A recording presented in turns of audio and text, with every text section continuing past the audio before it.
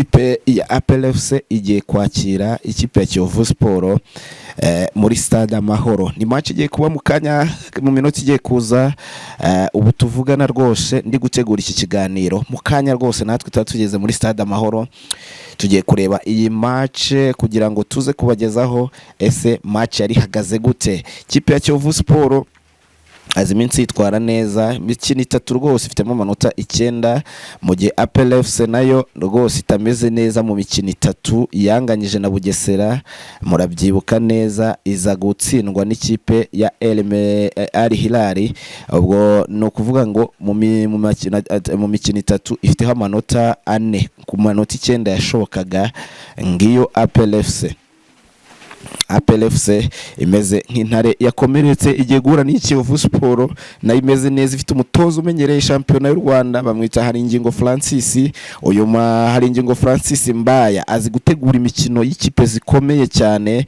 Murabyibuka ari muri Rayon Sport ahura n'ikipe ya APR FC, bahurira kuri stade ya Huye, baza kuyitsinda, batsinda APR FC kuri finali. Murabyibuka muri Rayon Sport harimo baonana, batsinda iyi APR FC yari yuzuye rwose, ifite abakinnyi bayo bose, bayitsindira kuri finali. Ibyo murabyibuka rwose neza cyane.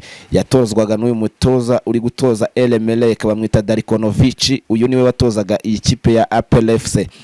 Rero ngibi byo tugiye kugenda tuganira, ariko turagaruka kuri Rayon Sport nanone tuyigarukeho tuvuga ukuntu yatsinze umukino wejo, ku munsi wejo batsindaga ikipe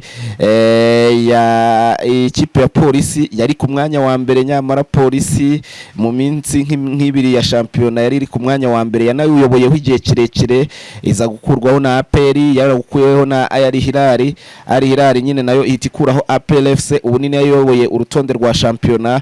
Wakwibaza ese iyi Polisi yaje gukina na Rayon Sport byagenze gute kugira ngo itsindwe na Rayon Sport uriya mukino kandi ariyo hahabwaga amahirwe, kubera ko Polisi yari yuzuye impande zose ahantu hose, mu gihe Rayon Sport ikiri kumenyereza abakinnyi bayo bashya bagiyemo muri iyi retour. Ubona ko aba bacimanga Ramazane bakubitaga udukoryo. Cimanga niba ari umuntu washimishije abareyo, ariko bakabona afite n'ubwana bwinshi, n'uwo bita Cimanga Ramazane. Cimanga Ramazane ndaje nkubwira udukoryo yagiye akora muri match. Cimanga Ramazane match itararangira, mbere yaho gato ariko yaje kwicara kuri ambulance ubwo ba Emery Bayisengera yihamagaje yirukanka cyane ngo umuntu abuze umwuka. Nubwo Ani Elija yagonganaga n'uwo bita Kwizera Olivier yamaze no gufata umupira. Ani Elija aragenda mugwamo neza kabisa, mugwa mu rubavu, umutipe umwuka urabura. Niko guhamagaza Emery yahise yirukankira, abantu bahise babona ko bikomeye, bahamagaza abaganga bageraho, ariko noneho babona igisigaye na ambulance. Emery Bayisenge niwe wagiye kuyizanira ubwe, ahamagara, abonaga ari kugenda ahamagara nk'umuntu, tukayoberwa ibyo agiye ari guhamagara umuntu. Ava mu kibuga arirukanka ajya kuri ambulance iparitse, aramubwira. Wabonaga ko wari uyitwaye wasaga nkaho yasinziriye, ni umupolisi wayijemo. Ariko icya mbere cyo twababwira nuko uyu Cimanga ambulance yamaze kugera mu kibuga, bari kuvura Kwizera Olivier, yajya kwiyicarira kuri kapo ya ambulance, cyangwa se kuri kiriya kiparabifu cy'imbere. Murakibuka cyo ku modoka, kiriya nicyo yari yicayeho, kiriya kimeze nka parishoke, nicyo yicayeho rwose. Cimanga yifata amera nk'uri kwifotoza neza, aravuga ati ndishimye cyane, kubera ko igitego cya Rayon Sport cyari cyamaze kuba kigeramo. Uyu mukinnyi yagiye akora utuntu rwose abantu bagiye bishimira cyane, ariko bakanavuga bati ubu ni ubwana. Nanone yaje kongera mu minota bari bashyizeho, ndumva ni minota 10 y'inyongera. Uyu mukinnyi hari nko ku munota habura nk'iminota 2 ngo urangire, yageze yarari imbere ya Kwizera, bagiye kudegaja umupira ngo ujye imbere, akajya yikora utuntu nyine abyina utuntu, ubona ko ari kubyina utuntu rwose tw'imbyino zo muri Kongo. Uyu mukinnyi agenda abyinana n'abafana.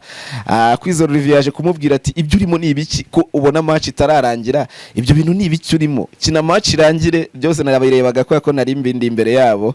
Ngibyo byo byagiye biranga umukino wa Rayon Sport. Ariko nanone muri VIP haruguru uwo bita Nzovu yarari kuhakora ibirori n'ubuyobozi bwa Rayon Sport, abo bita aba Claude Muhawe n'Imana nibo bari bamuzanye, yari muri VIP rwose. Nzovu ari kugenda bakubita utuntu, bakubita rwa rwenya rwe, abareyo rwose bari mu bicu, ubona ko bishimiye. Byari byiza, y'intsinzi yongeye kugarura Rayon Sport mu mukino, ibiyongera kugarura Rayon Sport ku gikombe. Baravuga bati amanota arimo Rayon Sport nayo yahatana, igiye gukurikizaho izindi kipe. Rero Rayon Sport n'ubundi irakurikizaho ikipe ya Mukura, bari bukine muri weekend, izahita ikurikizaho Al Hilal. Nyuma ya Al Hilal izahita ijya kwa Musanze mu mizi y'ibirunga. Ngaho ngiko Rayon Sport imikino yayo itatu nanone ipanze. Ngibyo byo twababwira. Reka duhite twagaruka rero nkubwira amwe mu makuru ari kugenda mu bavugwa mu ikipe ya APR FC, ariko tunababwira nka 11 baza kuba babanzamo ku ruhande rw'ikipe ya APR FC, itaza kongera kwifashisha uwo bita Ishimwe Pierre ukiri mu bihano. Ngende SP Panda rero, iyi ni Panda TV Rwanda. Kora like, ukore comment, ubundi ureke ikiganiro kirangire. Ubundi niba ufite agakoto kegeze hafi kubera ko akavura ni kenshi, ubundi tujye kwirebera match kuri Stade Amahoro. Rwose ni match, turi burebe match ebyiri, Al Hilal ndetse na match ya Al Hilal ikina na Center wa Rupopo yo muri Congo, ndetse na match ya Kiyovu Sport na APR FC iri bube nyuma saa moya, mu kanya saa 9 na saa moya. Ayo ni amasaha meza cyane ku muntu umunyamupira, ku muntu ukunda umupira. Reka rero mete twanzika kutuhereye n'ubundi kuri APR FC igiye gukina Rwanda Premier League. N'umukino wayo ifitanye na Kiyovu muri Stade Amahoro. N'umukino ubona ko ikipe zigiye guhura, ikipe na APR n'ubundi irahabwa amahirwe kuko yatsinda uyu mukino, ariko kakazamo agafakite kavuga ko uko ikipe ya Kiyovu Sport iri kwitwara muri iyi minsi, na hari ingingo Francis Christian ufite abakinnyi bakiri jeune, bakiri batoya, bagiye bakura mu ntare nk'aba ba Niyo David, aba babo bita ba Keita, bari kugenda batsinda ibitego byinshi. N'abakinnyi bashobora kuza gufasha iyi kipe ya Kiyovu Sport, ariko bakiri batoya. Ariko hakabamo agafakite kavuga ko Kiyovu Sport ntago igikinira mu mahoro. Urumva ibijyanye n'amahoro hari buze kwitonda cyane, mu gihe APR FC ho yahagize nko mu rugo ihakinira imikino myinshi, na hano hatsindiye imikino myinshi. Iyo factor iragaragaza ko APR FC iri buze kwitwara neza kuri uyu mukino. Hakaba indi factor APR FC iri burishe yuko APR FC ni ikipe nkuru nyine, ifite abakinnyi bakuru, ifite abakinnyi bakuru. Duhereye nko ku usibye wenda nko mwizamu bari bushyiremo umukinnyi mushya ugiye gufata umukino wayo wa kabiri, uyu twavuga ni mushya cyane koko. Tugiye kuvuga ko nta mikino myinshi afatiye APR FC nyuma yuko Ishimwe Pierre Mario agiye mu bihano, ni umukino wa kabiri agiye guba afata. Rero n'ubundi araba ari mwizamu, ariko nk'imbere ye gato abahari bakinnyi bamenyereye. Twavuga nk'uwo bita Yunusu afatanyije n'uwo bita Nige na Clement. Ku ruhande rumwe haca Claude, uraba wagarutse nyuma yo kuva mu burwayi. Ku rundi ruhande haca uwo bita Kajeje. Noneho imbere yabo hari kina Sekikanda, hakina Dauda Yusufu Ruboneka. Noneho uruhande rumwe rucaho uwo bita Kiwanuka, urundi ruhande rucaho uwo bita Kiwanuka, hagaca uwo bita Jibril Watara, bakatakisha uwo bita uyu bamwita William Togi. Nk'ikipe ya APR FC itagipfa guhinduka rwose, iyo niyo ari buze kongera gusubiza mu kibuga. Kuri bench afite aba barafinda, afite abo bita usibye barafinda Mamadusi, arabamufite abakinnyi benshi bashobora kuza kumuha ibisubizo. Ubamwita Tarebu, uyu no mutoza mukuru wa APR FC. Iyo niyo kipe 11 baze ye ari buze kuba aterekamo. Ikindi twagenda tukubwira nuko APR FC nyuma y'ibihano ni nyuma y'umukinnyi wari uri mu rubanza na Mukura, uyu Ishimwe Buduru no umukinnyi wavuye mu ntare ariko agatizwa muri ikipe ya Mukura akiri umwana.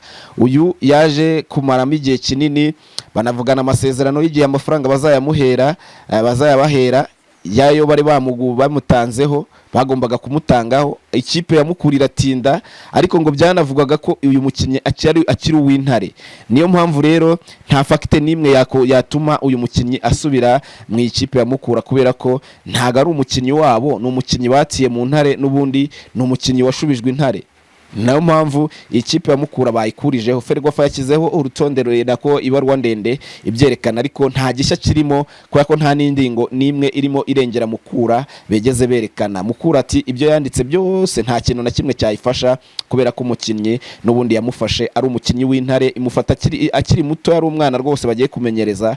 Mukura imuzamuye imugejeje ku rwego ngibi bibayeho, ariko ikintu cyababaje Mukura ni ukumva ko agiye mu ikipe ya APR FC, kandi APR FC imushatse kubera ko yaribuze uwo bita Nigena Clement, bakavuga ati niwe ugiye kumusimbura.